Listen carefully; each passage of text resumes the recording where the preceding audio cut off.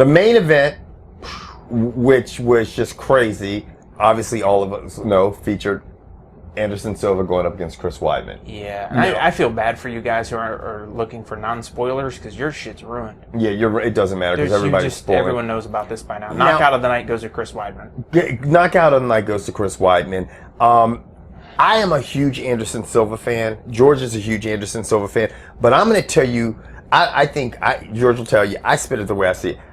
Anderson Silva was doing crazy baiting moves. He was really trying to fuck around and toy with Chris Weidman, and I truly believe in my heart he was doing that because at the beginning of that first round he was getting dominated. He was being held down. He was having problems in his guard. Weidman was starting to get some ground and pound action, and at that point in time, at least in my eyes, I thought the only way that Anderson Silva can win this fight is to knock him out or to outpoint him, and he's not going to beat him on the ground. I don't think he's going to submit him. He didn't seem like he was doing much on his back.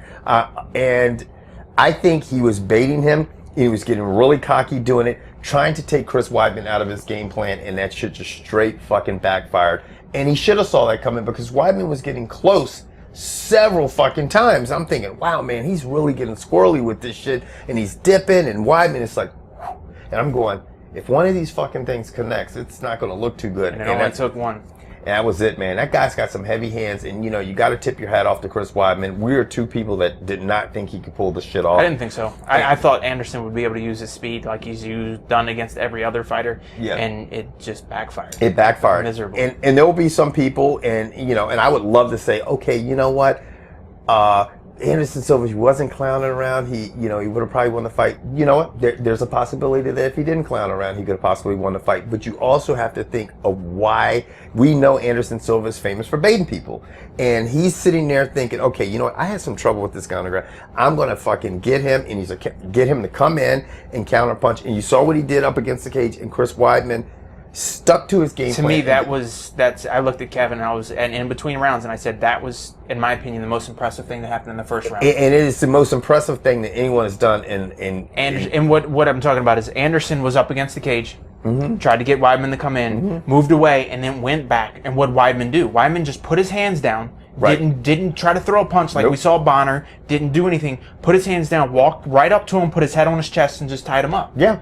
And that showed you right there that Weidman has obviously game planned, had a good idea, knew what to do when he was put in that situation. And like I've said to Kevin before, if you watch enough of these fights, fighters don't really change. No, they don't. Their game plans are the same because if you're winning, you usually stick what works for you. And Anderson's had no reason to change. And after tonight's fight, it doesn't sound like he wants to fight anymore. I mean, he does, but he doesn't. But Weidman's camp had a good plan for Anderson. They had a great game plan. And you know what? There's another thing. In the first round, he got Anderson in that heel lock. And people who are familiar with Anderson Silva, the last loss I think he had went that way.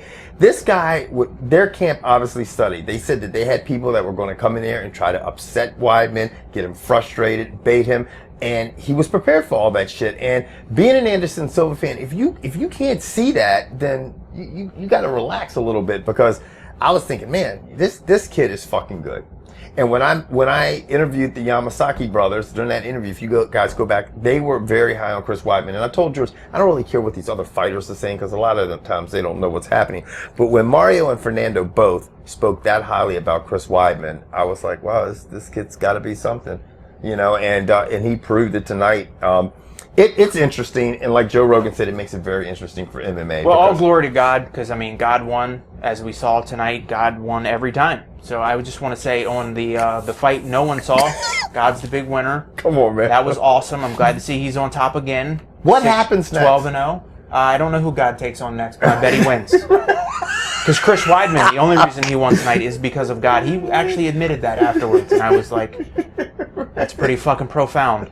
Because I've never seen God George fight yet. The atheist has spoken. I'm not an atheist. It just blows my mind. The first thing, all praise. I'm like, all right, cool. I want somebody to go all praise to Allah or Buddha or there's another deity that other people pray to. We never hear about them. Well, so God, do they all lose? Well, God could be God. But they don't call it that. I know. That's true. Yeah. So why? I want to see that shit happen. I'm when Fedor. A little bit.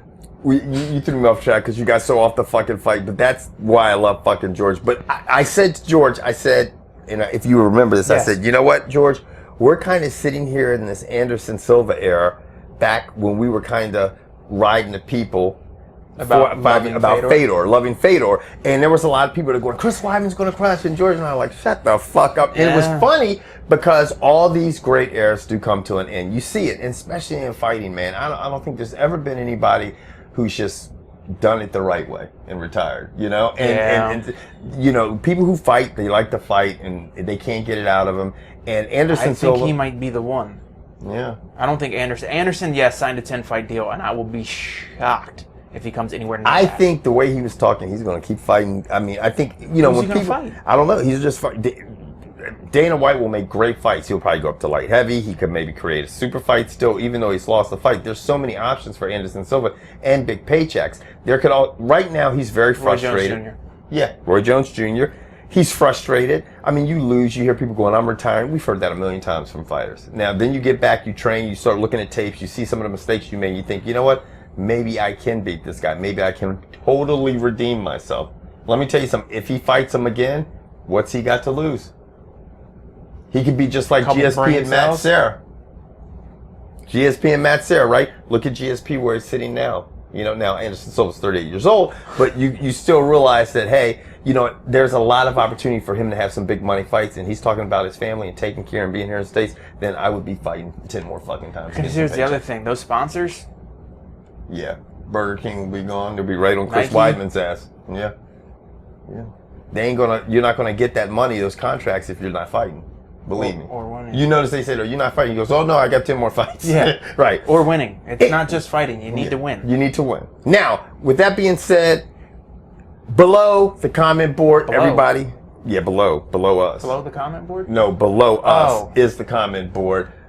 Start tearing it up. And I know you guys are going to be all up in reminding George's ass because all the Weidman fans. But you know what? Congratulations to you guys because you called it. And that dude, seriously, came to the ring with the correct game plan. He didn't let Anderson get in his head, and he caught Anderson being a clown. He That's caught him exactly what it was. and he capitalized on it. And you got to fucking give it to Chris Weidman because he is nasty. Hopefully, we'll see a lot more of this guy, and it'll mix it up. Bisping's already challenged him. Hey, you know what? Ignore that tweet. I like to see it because I want to see how good I base how good these guys are on how long they can hold the title, how long they can defend their title. So it's going to be interesting to see how that works for Chris Weidman. Bisping versus Weidman right now. Who are you taking?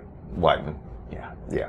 Because he just Too much power, dude. Yeah, if he hits Bisping, lights are going out. After the first round, I'm thinking, like I said, I thought Anderson Silva can only beat this guy by knocking him out because And that fucking Brit with them Sherman hands ain't knocking shit out. Yeah.